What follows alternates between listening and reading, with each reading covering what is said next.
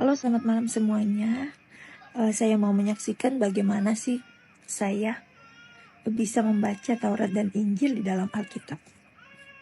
Jadi singkat cerita, tahun 2019 bulan 10, pada saat itu saya sedang dalam keterpurukan sekali.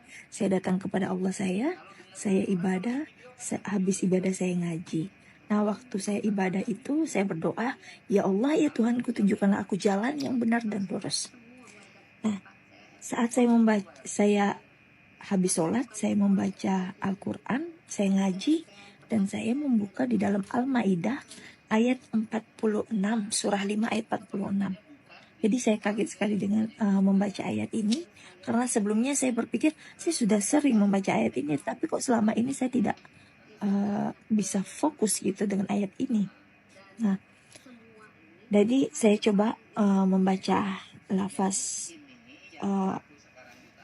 dari lafaz Arabnya, ini dari Quran Karim, terjemahan Mahmud Yunus. Saya coba baca ya, karena ini kecil. A'udzubillahiminasyaitonirrajim. Bismillahirrahmanirrahim.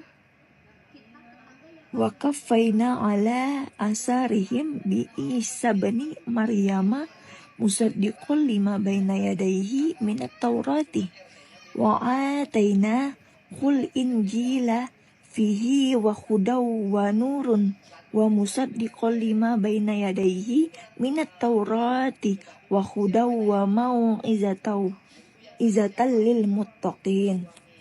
Artinya, kami iringkan atas jejak mereka dengan mengutus Isa anak Maryam yang membenarkan kitab yang dihadapannya, yaitu Taurat, dan kami memberikan kepadanya Injil, di dalamnya ada petunjuk dan nur cahaya, serta membenarkan kitab yang dihadapannya, yaitu Taurat, dan menjadi petunjuk dan pengajaran bagi orang-orang takwa.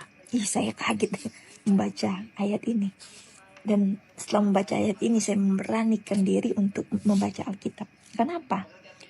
Setiap saya sholat, saya selalu berkata, "Ya Allah, ya Tuhanku, tunjukkanlah aku jalan yang benar dan lurus." Dan jalan yang benar dan lurus itu ada di Taurat dan Injil.